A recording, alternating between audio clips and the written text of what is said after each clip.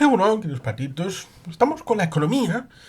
y con Manuel Pradales, futuro lehendakari de Euskadi, dor Eusko Alderdi Jeltzalea Partido Nacionalista Vasco, que, abrimos comillas, impulsaremos un fondo soberano vasco para apoyar las operaciones relevantes. Es importante, cerramos comillas, evidentemente, fin de la cita. Es importante porque hay proyectos bastante importantes en el país. El proyecto imposibles en hacer en el futuro, porque siempre hay algún tipo de idea que puede ser plausible a la hora de establecer marcos complementarios en donde se impulse la realidad pequeña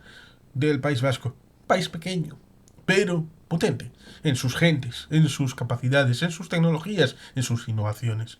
Evidentemente hay que hacer las cosas posibles y hay ventanas de oportunidad que a veces se cierran, como por ejemplo sucedió con el túnel de Archanda, que fue posible hace no tanto tiempo, pero había un proyecto en el año 1920 para establecerlo. Pero evidentemente luego vino la dictadura Primo de Rivera, poquito después la turbulenta Segunda República Española y después el ámbito de la guerra civil y el franquismo. Lo mismo con el proyecto de metro de 1920, que iba a unir las 7 cabeceras de las estaciones de ferrocarril que existían en el ámbito de Bilbao para poder llevarlos a un elemento circular o en forma de rectángulo con coderas que habría servido como ámbito de metro, de ámbito metropolitano subterráneo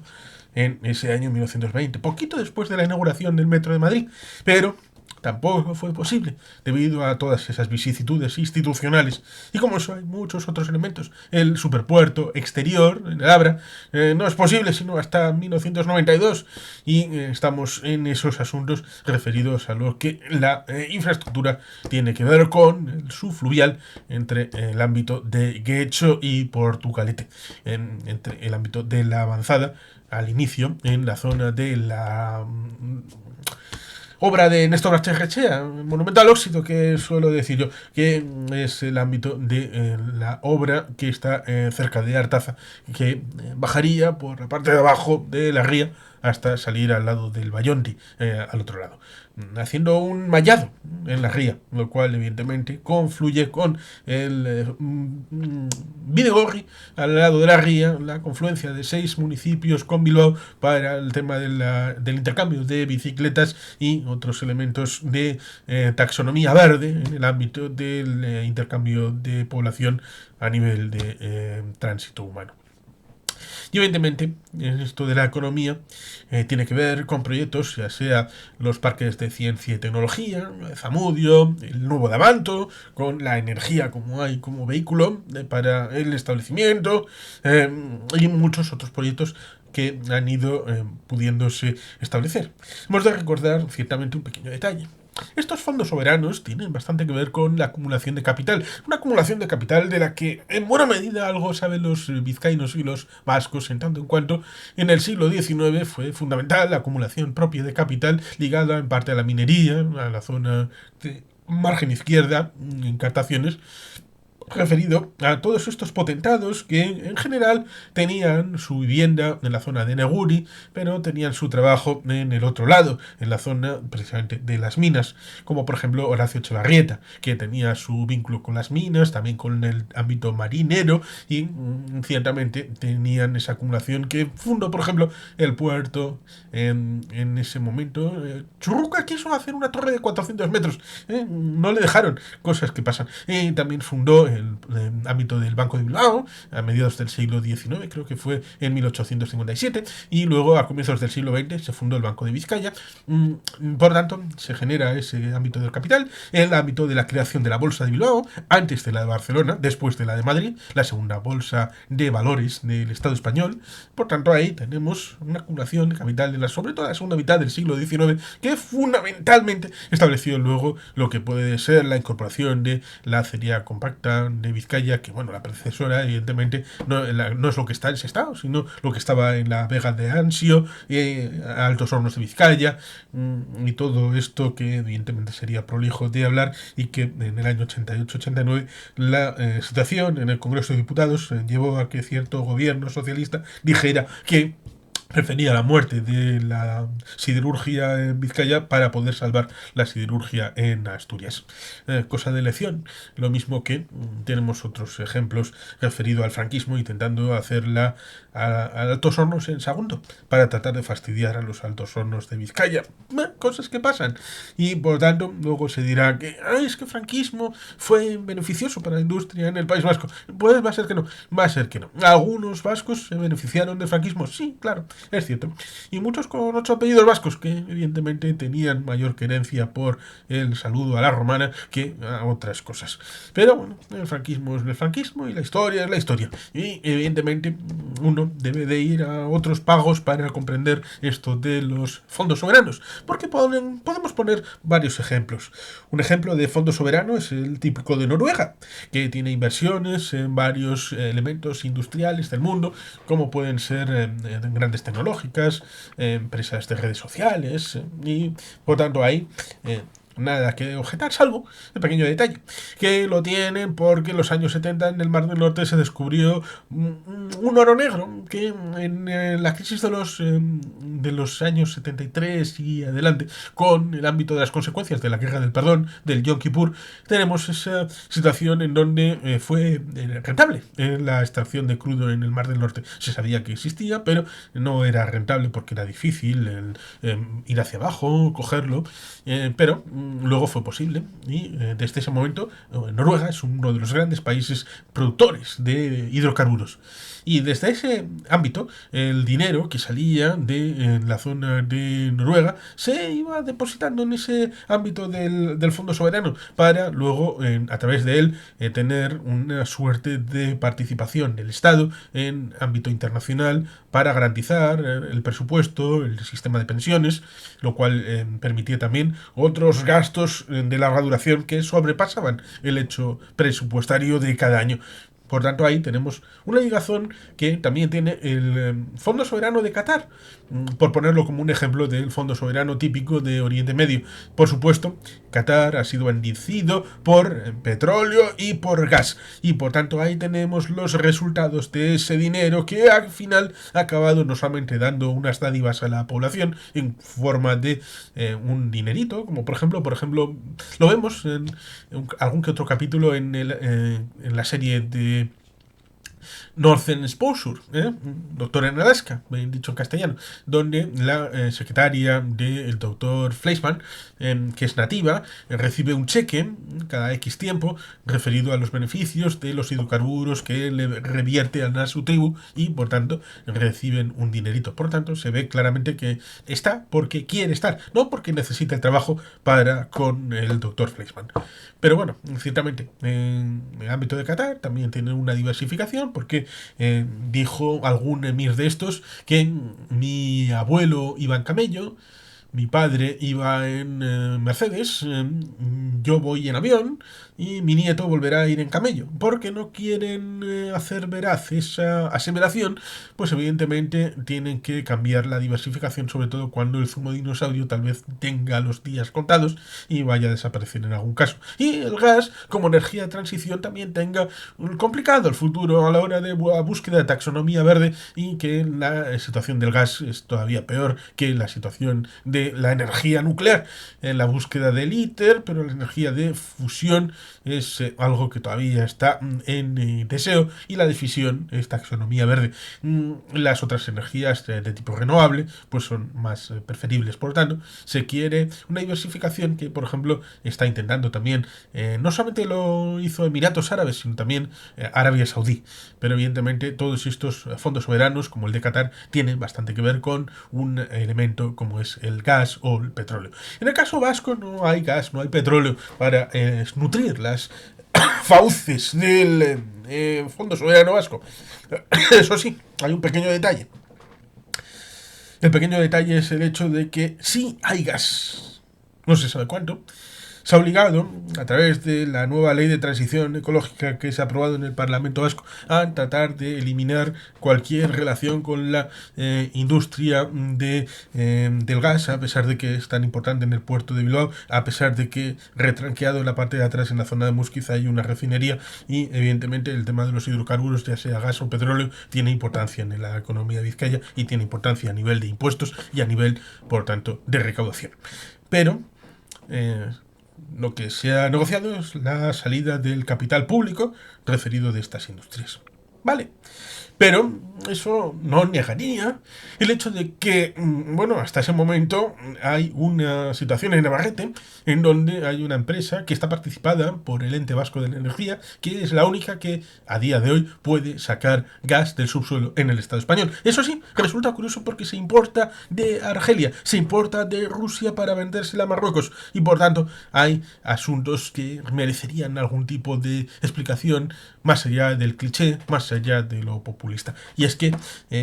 parece que es más solidario y más ecológicamente sostenible traer gas del exterior en vez de tratar de buscarlo en el propio terruño. En los años 70, como hemos comentado alguna vez, tenemos el ejemplo en donde se buscó petróleo. Hay en Burgos algún pozo que dio para un mechero Bunsen y poco más. Pero en la búsqueda de petróleo se buscó otras cosas que estaban por debajo y que pudiera ser que hubiera gas. Y por lo tanto, en la zona de Salburua había la posibilidad de sacar algún tipo de conclusión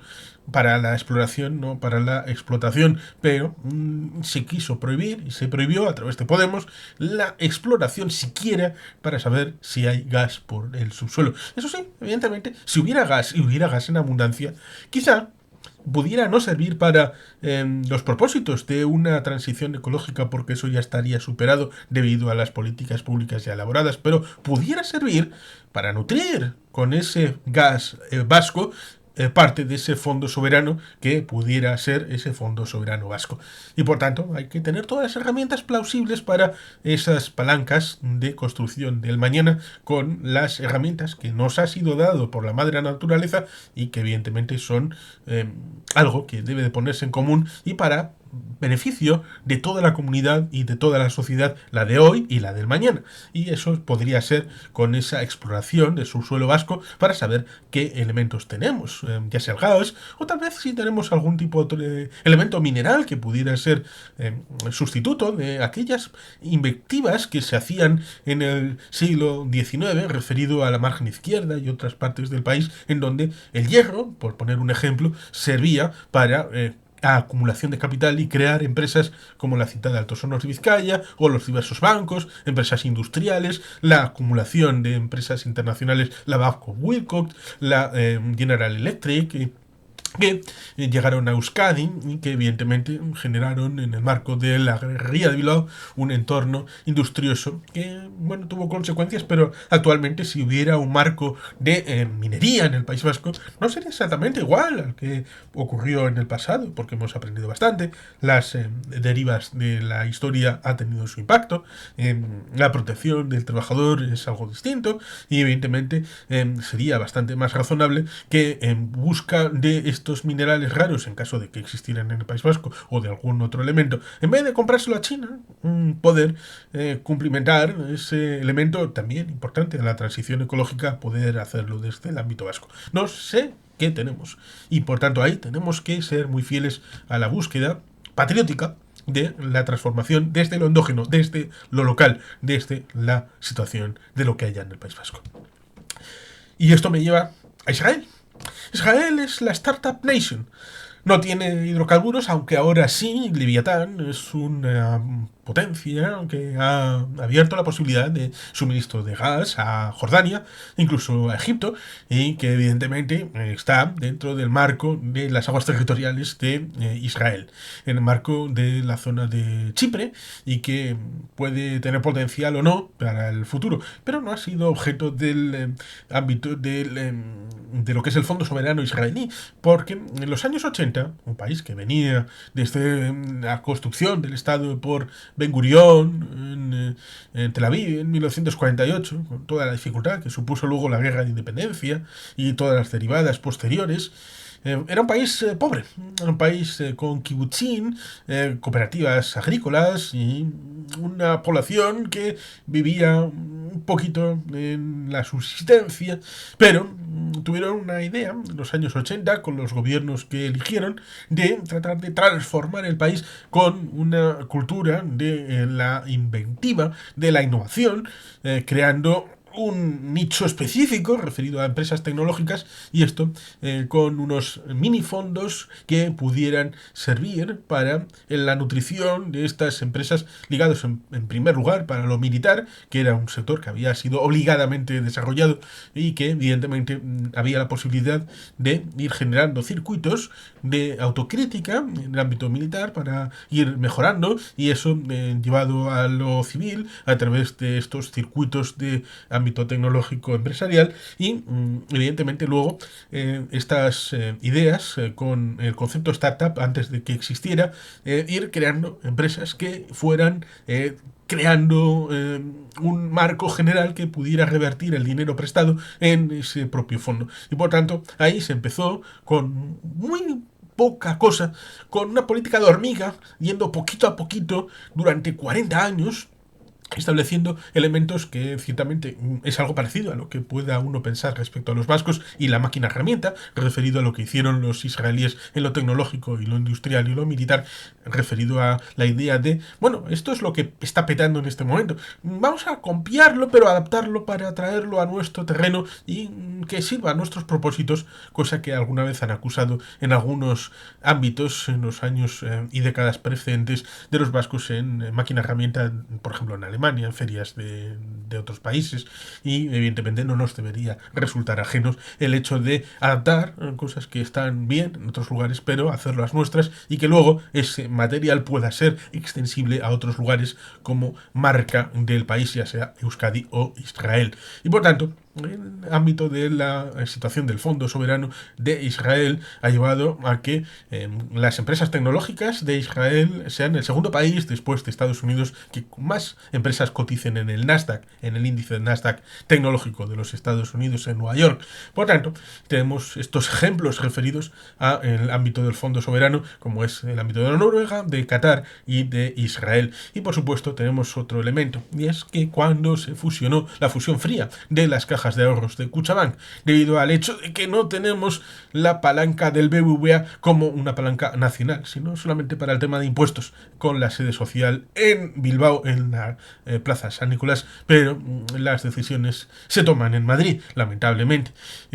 por lo menos por ahora, y solamente tenemos Laboral Kutxa como caja de ahorros y tenemos la situación de Kutxabank en el ámbito vasco. Se dijo como opción, alguien lo comentó, pero seguro que no habrá de cierto partido político gente que lo apoye, a pesar de que creo que en el pasado podríamos encontrar alguna declaración en medios de comunicación apoyando algo parecido. Se podía haber vendido la situación de las cajas del ámbito de Kutxabank y haber cogido ese dinero y haber creado un fondo soberano para estos propósitos, pero evidentemente eso habría supuesto la privatización de Kutxabank, ¿verdad? Lo cual resulta curioso porque luego dirán que la situación del accionariado referido a la propiedad de la antigua BBK, de Kutxa y de Vital está en manos privadas, lo cual resulta pintoresco porque ya los propios impositores son privados y ya están desde el inicio y por tanto es alucinante cuando el juego de chileros está de qué es lo público, qué es lo privado, es lo que yo diga que es y por tanto ahí tenemos un problema. Un problema de definición, un problema de designación de los conceptos porque se hacen trampas al solitario. Impulsar el fondo soberano, claro, primero hay que ver de dónde sale el dinero para nutrir ese fondo soberano.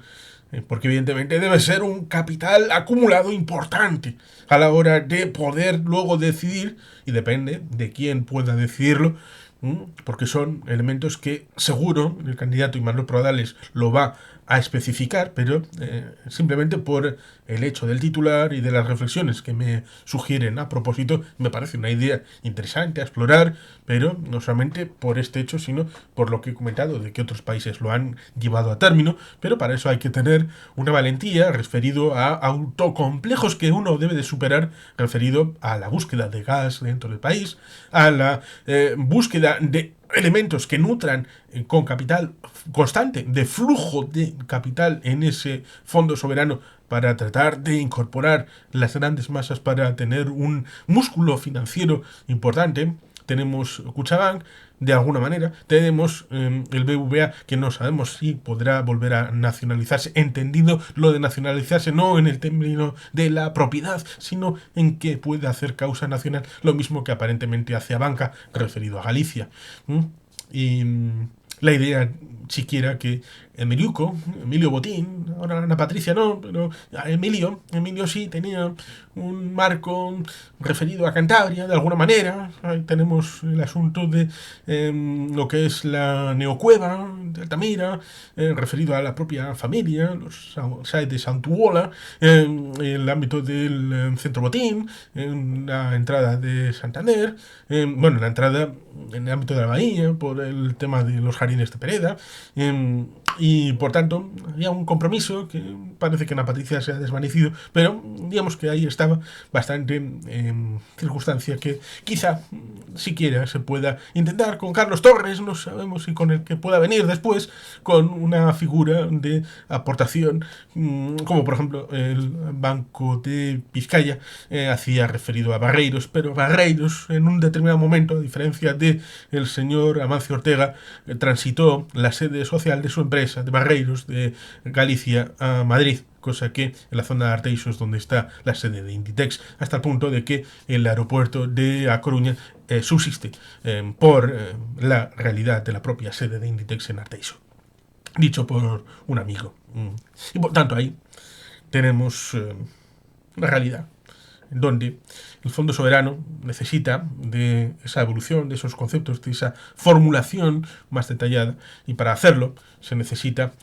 transigir una serie de dogmas que a veces uno se interpone para poder construir una economía productiva, pero con ambición, con valor, con ganas de ver el mañana y de transitar hacia él siempre con los vascos, cada ciudadano en el frontispicio de la relación con la realidad. Y por tanto hay que socializar esta idea de que hay que tener ambición y no tener reparos ni dogmas. Y bueno, sin más, queridos patitos, es que ricasco, agur berbat, beti bien.